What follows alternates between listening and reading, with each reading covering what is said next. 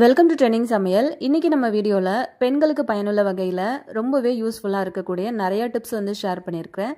இந்த டிப்ஸ் எல்லாம் நீங்கள் தெரிஞ்சு வச்சுக்கிட்டீங்க அப்படின்னா நம்ம கிச்சனில் நின்று சமைக்கிறதுக்கான நேரத்தையும் மிச்சம் பண்ணிக்கலாம். அதே நேரத்தில் ரொம்ப ஹெல்த்தியாக நம்ம சமையலையும் முடிக்கலாம். இந்த மாதிரியான ஒரு சில வேலைகளை முன்னாடியே நீங்கள் செஞ்சு வச்சுட்டீங்க அப்படின்னா சமைக்கிற நேரத்தில் டென்ஷன் இல்லாமல் ரொம்ப ஈஸியாக நம்மளோட வேலைகளையும் முடிச்சிட முடியும். அந்த மாதிரியான டிப்ஸ் என்னென்ன இருக்குது அப்படிங்கிறத நம்ம வீடியோவில் பார்க்கலாம். ஃபர்ஸ்ட் இப்போ என்ன அப்படின்னு சொல்லிட்டு பார்க்கலாம். இந்த மாதிரி தக்காளி எல்லாம் நம்ம வாங்கிட்டு வந்துட்டோம் அப்படின்னா அப்படியே ஃப்ரிட்ஜில் ஸ்டோர் பண்ணி வைப்போம். அப்படி இல்லைனா ஃப்ரிட்ஜில் நிறைய பேர் தக்காளி ஸ்டோர் பண்ணி வைக்க மாட்டாங்க. ஸோ வெளியில் வச்சுருப்பாங்க.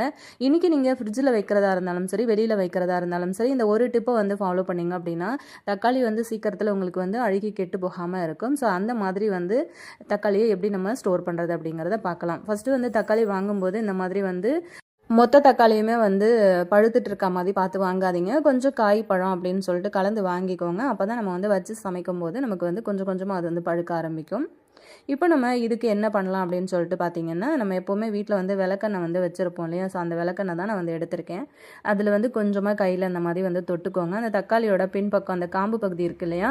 அந்த இடத்துல இப்படி நான் வைக்கிற மாதிரி வச்சு விடுங்க. இப்படி வச்சுட்டிங்க அப்படின்னா இந்த தக்காளியை அப்படியே ஒரு பாக்ஸில் போட்டு நீங்கள் ஃப்ரிட்ஜில் கூட ஸ்டோர் பண்ணி வைக்கலாம். அப்படி இல்லைன்னா வெளியில் கூட நீங்கள் வச்சு யூஸ் பண்ணலாம்.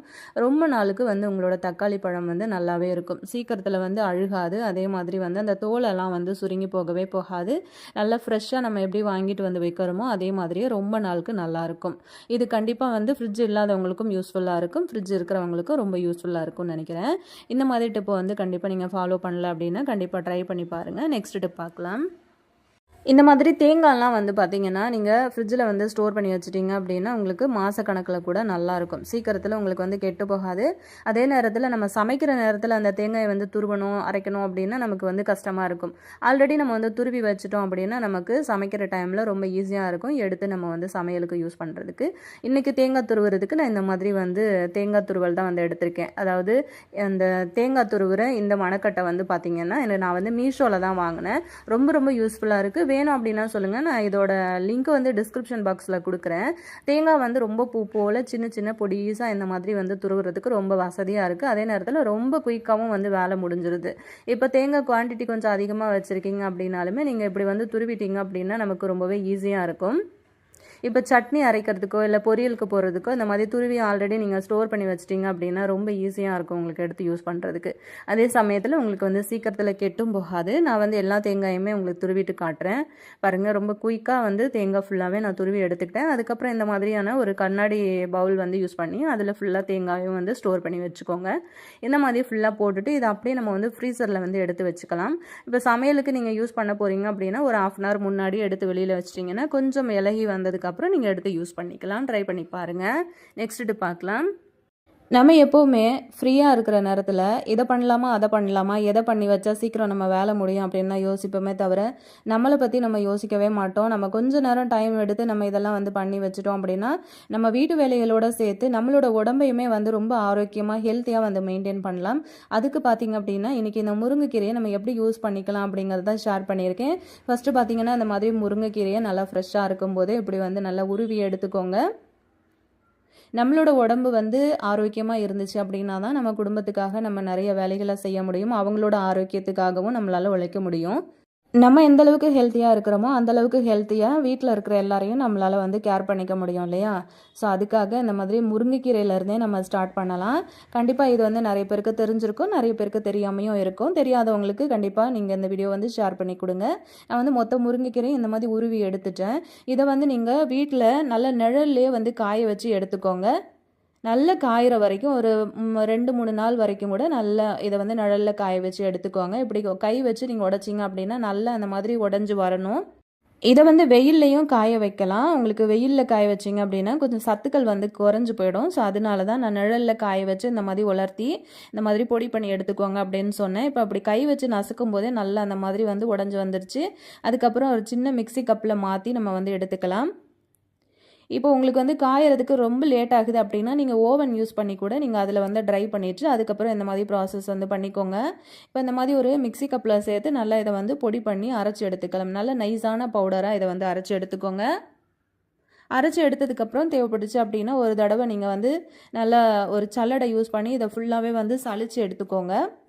இந்த ஒரு பொடி இருந்தால் போதும், நம்ம வந்து வெயிட் லாஸும் நல்லா பண்ணலாம். அதே நேரத்தில் உங்களுக்கு முடி வளர்றது, முடி கொட்டுறதுல பிரச்சனை இருந்ததுன்னா, அந்த பிரச்சனை எல்லாத்தையுமே வந்து சரி பண்ண முடியும். உங்களுக்கு வந்து இப்போது மோஷன் ப்ராப்ளம்லாம் இருந்துச்சு அப்படின்னாலுமே, இது வந்து ஈஸியாக அதை வந்து சரி பண்ணிடுங்க. இப்போ அரைச்ச பொடி பாருங்கள் எவ்வளோ நைஸாக அரைஞ்சிருக்கு அப்படின்ட்டு. நம்ம ஒரு ஒரு பெரிய பிளேட்டில் நான் வந்து எடுத்திருந்தேன் கீரை. காய வச்சு எடுக்கும்போது எனக்கு இவ்வளோ தான் கிடச்சிது. ஸோ ஒரு பெரிய கட்டு கீரை எடுத்தீங்க அப்படின்னா, உங்களுக்கு கரெக்டாக ஒரு சின்ன டப்பா ஃபுல்லாக வரும் அப்படின்னு நினைக்கிறேன். இப்போ அரைச்ச பொடியை வந்து பார்த்திங்கன்னா, இந்த மாதிரி ஒரு கப்பில் வந்து சேர்த்துக்கலாம். இதில் வந்து நல்லா கொதிக்கிற சுடு தண்ணி வந்து சேர்த்துக்கோங்க. சேர்த்ததுக்கப்புறமா இதை ஒரு செகண்ட் அப்படியே மூடி போட்டு அப்படியே விட்டுருங்க. அதுக்கப்புறம் ஓப்பன் பண்ணி பார்த்தோன்னா அந்த இதெல்லாமே வந்து நல்லா அடங்கிட்டுருக்கும். அதுக்கப்புறம் ஒரு ஸ்பூன் வச்சு நல்லா அப்படி கலந்துட்டு இதை வந்து வடிகட்டி எடுத்துக்கலாம். இதை வந்து நீங்கள் வாரத்தில் 2 நாள் 3 நாள் வந்து தாராளமாக நீங்கள் வந்து எடுத்துக்கலாம். இது நீங்கள் யூஸ் பண்ணுறதுனால, அதாவது காலைல வெறும் வயிற்றுல கூட நீங்கள் வந்து குடிச்சிடலாம். அப்படி இல்லைன்னா ஒரு 11 மணி வாக்கில் கூட இதை வந்து எடுத்துக்கலாம். நல்லாவே உங்களுக்கு வெயிட் வந்து லாஸ் ஆகும். அதே நேரத்தில் உங்களுக்கு வந்து முடி வளரணும் அப்படின்னு நினச்சிங்கன்னா நல்லா வளரும். முடி கொட்டுறதும் வந்து நல்லா ஸ்டாப் ஆகிடும். உடம்பு நல்லா ஹெல்த்தியாக ஆரோக்கியமாக இருக்கும். கண்டிப்பாக ட்ரை பண்ணி பாருங்கள். தேவைப்படுச்சு அப்படின்னா கொஞ்சமாக தேன் வந்து மிக்ஸ் பண்ணிக்கோங்க. நெக்ஸ்ட் டிப் பார்க்கலாம். இந்த மாதிரி புதினாலாம் வந்து வாங்கிட்டு வந்த உடனே இதை வந்து நம்ம இலைகள் எல்லாத்தையுமே வந்து தனியாக பறித்து எடுத்து நம்ம ஸ்டோர் பண்ணி வச்சிட்டோம் அப்படின்னா நமக்கு ஒரு 10 நாள் வரைக்கும் கூட நம்ம வந்து வச்சு யூஸ் பண்ணிக்கலாம். அந்த மாதிரி வந்து புதினாவை ரொம்ப டக்குன்னு ஈஸியாக எப்படி க்ளீன் பண்ணுறதுன்னு பார்க்கலாம். இந்த மாதிரி நம்ம ஒரு இலையாக நம்ம வந்து எடுத்துக்கிட்டு இருந்தோம் அப்படின்னா நமக்கு இது வந்து க்ளீன் பண்ணுறதுக்கு ரொம்பவே டைம் எடுக்கும். அதுலேயும் இந்த நாட்டு புதினாலாம் கிடைக்கும் பாருங்கள். அது வந்து இன்னும் அதில் வந்து சத்துக்கள் ரொம்ப அதிகமாக இருக்குது. அதே நேரத்தில் வந்து பார்த்திங்கன்னா இலைகள் வந்து ரொம்ப சின்னதாக இருக்கிறதுனால நமக்கு அதை வந்து க்ளீன் பண்ணி எடுக்கிறதும் ரொம்ப கஷ்டங்க. அதனால் இந்த மாதிரி வந்து கூட கண்டிப்பாக எல்லார் வீடுகள்லையுமே நம்ம வந்து வச்சுருப்போம். அப்படி இல்லைன்னா இந்த மாதிரி கூட இல்லைன்னா ஜல்லிக்கரண்டி இருக்கு இல்லையா, அது கூட நீங்கள் வந்து யூஸ் பண்ணிக்கலாம். இப்போ அந்த கூடையை எடுத்து அந்த ஹோல்ஸ் வழியாக உள்பக்கத்துலேருந்து வெளிப்பக்கம் இந்த மாதிரி வந்து விட்டுக்கோங்க. இப்போ ஒரு புதினா கட்டு வரைக்கும் கூட ஃபுல்லாக நம்ம இந்த மாதிரி சொருவி விட்டுடலாம். இந்த மாதிரி சொருவி விட்டுட்டு கீழ்ப்பக்கமாக இருந்து அந்த காம்பை பிடிச்சி எடுத்தீங்க அப்படின்னா டக்குன்னு உங்களுக்கு வந்து புதினா க்ளீன் பண்ண வந்துடும். அதாவது அவ்வளோ இலையுமே உள்ளுக்குள்ளே நின்றுடும். வெறும் காம்பு வரைக்கும் தான் உங்களுக்கு வந்து வெளியில் வரும். இந்த ஐடியா உங்களுக்கு ரொம்பவே யூஸ்ஃபுல்லாக இருக்கும். நம்மளோட வேலையை வந்து ரொம்பவே மிச்சம் பண்ணி கொடுக்கும். இந்த டிப்பு வந்து பார்த்திங்கன்னா வீட்டில் இருக்கிற சின்ன குழந்தைங்க வரைக்கும் கூட ஈஸியாக பார்த்தோன்னே செஞ்சிடலாம். நீங்கள் இந்த மாதிரி சொல்லி குழந்தைங்க கையில் கொடுத்துட்டீங்க அப்படின்னா ரொம்ப அழகாக ஜாலியாக அவங்க வந்து க்ளீன் பண்ணி கொடுத்துருவாங்க. உங்களுக்கு பார்க்கும்போது தெரியும்னு நினைக்கிறேன். கீழ்ப்பக்கமாக அந்த காம்பை பிடிச்சி இழுத்தீங்க அப்படின்னா மேலே புதினா இலை வரைக்கும் உங்களுக்கு சூப்பராக ஸ்டோர் ஆயிருங்க. இதே மாதிரி ஒரு கட்டு புதினா கூட ரொம்ப ஈஸியாக நிமிஷத்தில் நீங்கள் வந்து க்ளீன் பண்ணிடலாம். அந்த காம்பில் எதுவுமே இல்லை, பார்த்தா உங்களுக்கு தெரியும்னு நினைக்கிறேன். நம்மளோட வேலையை வந்து சீக்கிரமாக முடிக்கிறதுக்கு இது ரொம்ப யூஸ்ஃபுல்லான ஒரு டிப்ஸாக இருக்கும்னு நினைக்கிறேன். ரொம்ப நேரம் உட்காந்துட்டு அந்த புதினாவை வந்து கிள்ளணும் அப்படின்னு அவசியம் கிடையாது. இது மாதிரி ட்ரை பண்ணி பாருங்கள், ரொம்ப ஈஸியாக இருக்கும். நெக்ஸ்ட் டிப் பார்க்கலாம். இந்த மாதிரி புளியை வந்து முன்னாடியே கொஞ்சமாக சுடுதண்ணி ஊற்றி நான் வந்து ஊற வச்சுருந்தேங்க. தேவையான அளவுக்கு புளி வந்து எடுத்துக்கோங்க. இப்போது தண்ணியில் நல்லா ஊறினதுக்கு அப்புறமா அந்த காம்புகள்லாம் இருக்கும் பார்த்தீங்களா, முடிஞ்ச வரைக்கும் அந்த காம்பு அப்புறம் அந்த புளியம்பழம் விதையெல்லாம் உள்ளுக்குள்ளே இருக்கும். அது எல்லாத்தையுமே வந்து முடிஞ்ச வரைக்கும் நீங்கள் ரிமூவ் பண்ணி எடுத்துக்கோங்க. அதுக்கப்புறம் இதை வந்து நம்ம ஒரு மிக்ஸி கப்பில் சேர்த்து இதை வந்து நல்லா ஃபைன் பேஸ்ட்டாக அரைச்சி எடுத்துகிட்டு வந்துடலாம். நம்ம சமையலுக்கு எப்போவுமே புளி வந்து யூஸ் பண்ணுவோம் இல்லையா, அந்த மாதிரி யூஸ் பண்ணுற புளியை சமைக்கிற நேரத்தில் அதை ஊற வைக்கிறதுக்கு சில நேரத்தில் நம்ம வந்து மறந்து போயிடுவோம். அதே மாதிரி நம்ம ஊற வச்சு டக்குன்னு வந்து புளியை யூஸ் பண்ணவும் முடியாது. புளி வந்து அதில் சரியாக கரைஞ்சி வரவும் வராது, நிறைய வந்து வேஸ்ட்டாகவும் போயிடும். அந்த மாதிரி ஆகாமல் இருக்கிறதுக்கு இந்த மாதிரி கொஞ்சம் நேரம் ஃப்ரீயாக இருக்கும்போது இதெல்லாம் பண்ணி வச்சுக்கிட்டீங்க அப்படின்னா உங்களோட சமையலை ரொம்ப ஈஸியாக முடிக்க முடியும். அரைச்ச புளி பேஸ்ட்டை ஒரு ஸ்ட்ரைனர் யூஸ் பண்ணி இந்த மாதிரி நல்லா சல்லடை பண்ணி எடுத்துக்கோங்க. அந்த சக்கை எல்லாத்தையுமே வந்து வீட்டில் பித்தளை பாத்திரங்கள் இருந்துச்சு அப்படின்னா அது கழுவுறதுக்கு யூஸ் பண்ணிக்கோங்க. இப்போ இந்த அரைச்ச புளி பேஸ்ட்டு வீட்டில் வந்து சாக்லேட் மோல்டு அதெல்லாம் இருந்தது. ஸோ அதில் வந்து கொஞ்சமாக இந்த மாதிரி ஊற்றி ஒரு ஓவர் நைட்டு ஃபுல்லாகவே ஃப்ரீசரில் வந்து நான் எடுத்து வச்சிட்டேன். மறுநாள் பார்த்தீங்கன்னா நல்லா இந்த மாதிரி க்யூபாக சூப்பராக வந்து செட் ஆகி வந்திருந்தது. அது ஃபுல்லாத்தையும் ரிமூவ் பண்ணி இந்த மாதிரி ஒரு பாக்ஸில் வந்து போட்டு நம்ம மூடி வச்சுட்டோம் அப்படின்னா டக்குன்னு நம்ம வந்து சமையலுக்கு எடுத்து யூஸ் பண்ணிக்கலாம். இது வந்து நீங்கள் புளி சாதம் தாளிக்கிறீங்க அப்படின்னாலும் ஒரு 3லேருந்து ஒரு 4 கியூப் வந்து யூஸ் பண்ணிக்கிட்டிங்கன்னா ரொம்ப ஈஸியாக இருக்கும். புளி கரைச்சி அந்த நேரத்துக்கு ஊற்றி நம்ம வந்து பண்ணிகிட்டு இருக்கணும் அப்படின்லாம் அவசியம் கிடையாது. குழம்பெல்லாம் வைக்கிறீங்க அப்படின்னா ஒரு கியூபோ இல்லைன்னா ஒரு 2 கியூபோ வந்து போட்டு யூஸ் பண்ணிக்கலாம். ட்ரை பண்ணி பாருங்கள். இதுவுமே பார்த்திங்க அப்படின்னா ஒரு ஹெல்த்தியான டிப்பு தான் ஷேர் பண்ணியிருக்கேன். வேலைக்கு போகிற பெண்களாக இருந்தாலும் சரி, வீட்டில் இருக்கிற பெண்களாக இருந்தாலும் சரி, இது ரொம்ப உங்களுக்கு யூஸ்ஃபுல்லாக இருக்கும். வேலைக்கு போகிற பெண்கள் என்ன பண்ணுவாங்கன்னா சில நேரங்களில் இந்த மாதிரியான பயிர் வகைகள்லாம் வந்து சாப்பாட்டில் சேர்த்துக்கிறதுக்கு அது வந்து அதாவது முன்னாடியே வந்து ஊற வைக்கணும் அப்படின்னா அதுக்கு டைம் வேணும் இல்லையா. இதை வந்து ஊற வச்சு நம்ம இதை வந்து எடுத்து ஸ்டோர் பண்ணி வைக்கிற வரைக்கும் நமக்கு வந்து டைம் இருக்காது. அவசரம் நம்ம வேலையை பார்க்கறதுக்காக கிளம்பிடுவோம். சாப்பாட்லேயும் அதிகமாக இதை வந்து சேர்த்துக்கிறதுக்கு மறந்து போயிடுவோம். அப்படிங்கிறத விட டைம் இல்லை அப்படிங்கிறது தான் அங்கே முக்கியமான ஒரு விஷயம். விஷயம் அப்படின்னே சொல்லலாம். அதே மாதிரி வீட்டில் இருக்கிற பெண்களும் இதை வந்து ஊற வச்சு சமைக்கிறதுக்கு சில நேரங்களில் நம்ம மறந்து போயிடுவோம். இதை முன்னாடியே வந்து நீங்கள் ஒரு ஓவர் நைட் நீங்கள் இதை வந்து ஊற வச்சுட்டீங்க அப்படின்னா, இப்போ ஒரு லீவ் எல்லாம் கிடைக்கும் இல்லையா, அந்த டைமில் இப்போ சனிக்கிழமை நைட்டில் நீங்கள் ஊற வைக்கிறீங்க அப்படின்னா, ஞாயிற்றுக்கிழமை காலையில் கூட இதை வந்து நீங்கள் தண்ணியை நல்லா வடிகட்டிட்டு அதுக்கப்புறமா இதை வந்து நல்லா ட்ரை பண்ணி எடுத்துக்கோங்க. ஃபஸ்ட்டு ஒரு காட்டன் டவலோ இல்லைனா ஷாலோ வந்து யூஸ் பண்ணி இந்த நீங்கள் ஊற வச்ச பயிர் எல்லாத்தையுமே தண்ணியை ட்ரை பண்ணிவிட்டு ஃபேன் காற்றுக்கு கீழே அப்படியே போட்டு விட்டிங்கன்னா அது நல்லா காஞ்சிட்ருக்கும். தண்ணி இல்லாமல் நல்லா ட்ரையாக காஞ்சதுக்கு அப்புறமா நீங்கள் அதை வந்து எடுத்து ஸ்டோர் பண்ணி வச்சுக்கலாம். பாருங்கள், நான் இந்த மாதிரி வந்து ட்ரை பண்ணுறதுக்கு விட்டுட்டேன். கையில் வந்து தொட்டு பார்க்கும்போது நமக்கு எந்த ஒரு ஈரமுமே வந்து கையில் படாமல் இருக்கணும்.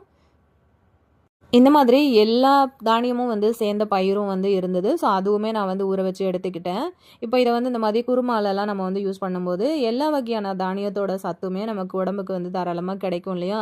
ஸோ அதனால நீங்கள் இப்படி கூட இது வந்து டிமார்ட்டில் கிடைக்குது. நான் டிமார்ட்டை தவிர வேறு எங்கேயுமே இதை வந்து நான் பார்க்கல. இந்த மாதிரி வந்து வாங்கி வச்சுக்கிட்டிங்க அப்படின்னா ரொம்ப யூஸ்ஃபுல்லாக இருக்கும். ஸோ அந்த மாதிரி காய வச்சு எடுத்த எல்லா பயிரையுமே நம்ம இந்த மாதிரி பாக்ஸில் போட்டு ஸ்டோர் பண்ணி வச்சுக்கலாம்.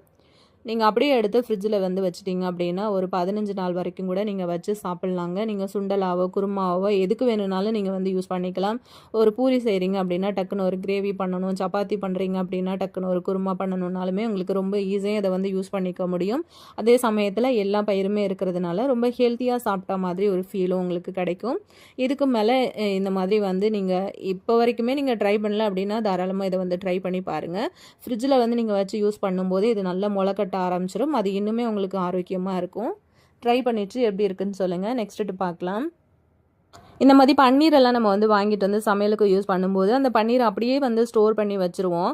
அதுக்கப்புறமா சமைக்கிற நேரத்துக்கு தான் அதை வந்து எடுத்து நம்ம வந்து க்யூபாக வந்து கட் பண்ணி சமையலில் வந்து யூஸ் பண்ணுவோம் இல்லையா? ஸோ அந்த மாதிரி செய்யாமல் வாங்கிட்டு வந்த பன்னீரை கொஞ்சம் நேரம் டைம் எடுத்து ஃபஸ்ட்டு இந்த மாதிரி கொஞ்சம் தண்ணி ஊற்றி வாஷ் பண்ணிக்கோங்க. ஒரு மாதிரி புளிப்பு தன்மையாக இருக்கும். அந்த புளிப்பெல்லாம் போனது சின்ன சின்ன க்யூபாக வந்து தேவையான அளவு சைஸில் நீங்கள் வந்து கட் பண்ணி வச்சுட்டீங்க அப்படின்னா சமையலுக்கு வந்து எடுத்து யூஸ் பண்ணும்போது ரொம்ப ஈஸியாக நமக்கு வந்து வேலை முடிஞ்சிடும். வீட்டில் குழந்தைங்கள்லாம் இருக்கிறாங்கன்னா கண்டிப்பாக அவங்களுக்கு பன்னீர் ரொம்ப பிடிக்கும். பன்னீர் வந்து அடிக்கடி கேட்டுகிட்டே இருப்பாங்க. இந்த மாதிரி க்யூபாக போட்டு நீங்கள் முன்னாடியே ப்ரிப்பேர் பண்ணி வச்சிட்டிங்க அப்படின்னா டக்குன்னு கொஞ்சமாக எடுத்து நீங்கள் ஃப்ரை பண்ணி கொடுக்கறதுக்கு கூட ரொம்ப வசதியாக இருக்கும். இது நம்மளோட வேலைகளையுமே வந்து ரொம்பவே மிச்சம் பண்ணிடும். கடையில் வந்து வாங்கிட்டு வர்ற பன்னீராக இருந்தாலும் சரி, வீட்டில் ரெடி பண்ணுற பன்னீராக இருந்தாலும் சரி, இந்த மாதிரி முன்னாடியே வந்து பண்ணி வச்சுக்கோங்க. ரொம்ப ஈஸியாக நம்ம வேலையும் வந்து முடிஞ்சிடும். இப்போ நம்ம நெக்ஸ்ட் டிப் பார்க்கலாம். இந்த மாதிரி சின்ன வெங்காயம்லாம் நம்ம வந்து சமையலில் வந்து அடிக்கடி வந்து யூஸ் பண்ணிக்கணும். ரொம்பவே ஹெல்த்தியும் கூட.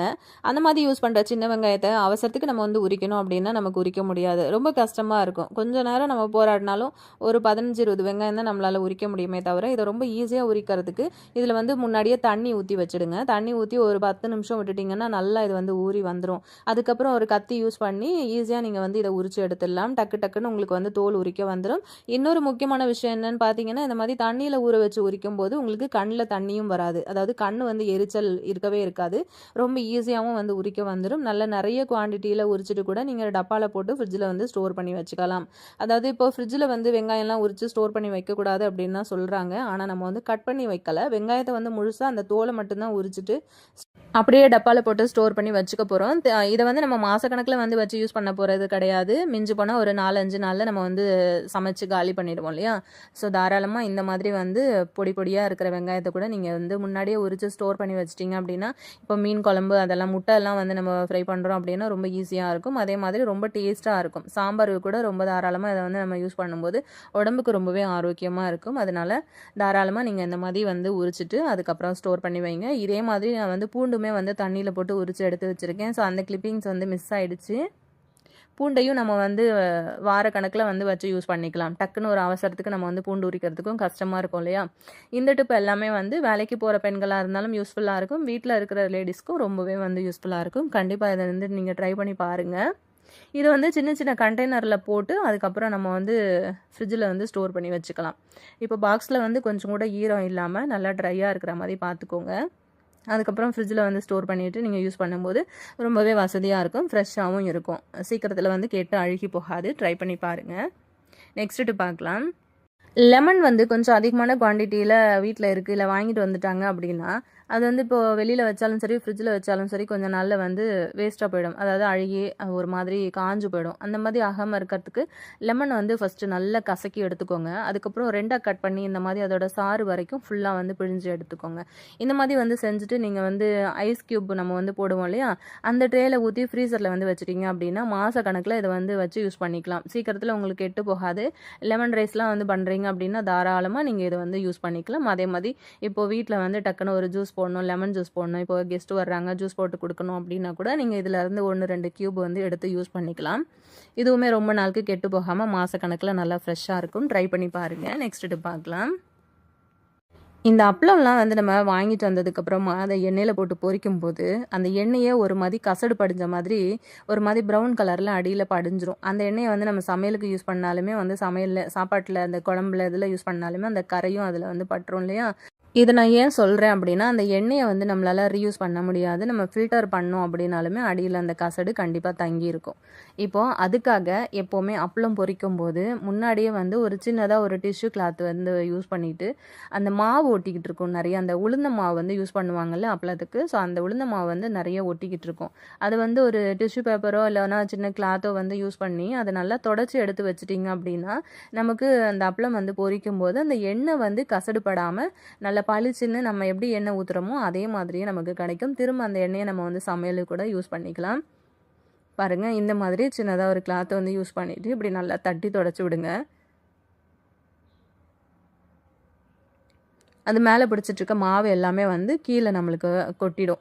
அதுக்கப்புறம் நம்ம இதை வந்து தாராளமாக ஸ்டோர் பண்ணி வைக்கலாம். இந்த மாதிரி சின்ன சின்ன வேலைகளை கூட உங்களுக்கு கொஞ்சம் நேரம் டைம் ஃப்ரீயாக கிடைக்கிது அப்படின்னா, ஒரு சிலர் நினைப்பீங்க நமக்கு டைமே ஃப்ரீயாக கிடைக்கிறதில்ல, அந்த டைமில் நம்ம ரெஸ்ட் எடுக்கணும் அப்படின்னு தான் நினைப்போம் அப்படின்னு சொல்லிட்டு, இந்த மாதிரி ஒரு சில வேலைகளை செய்கிறதுக்கு நம்ம கொஞ்சம் நேரம் டைம் ஒதுக்குவோம்ல, அந்த மாதிரி நேரத்தை இதுக்காக யூஸ் பண்ணிக்கோங்க.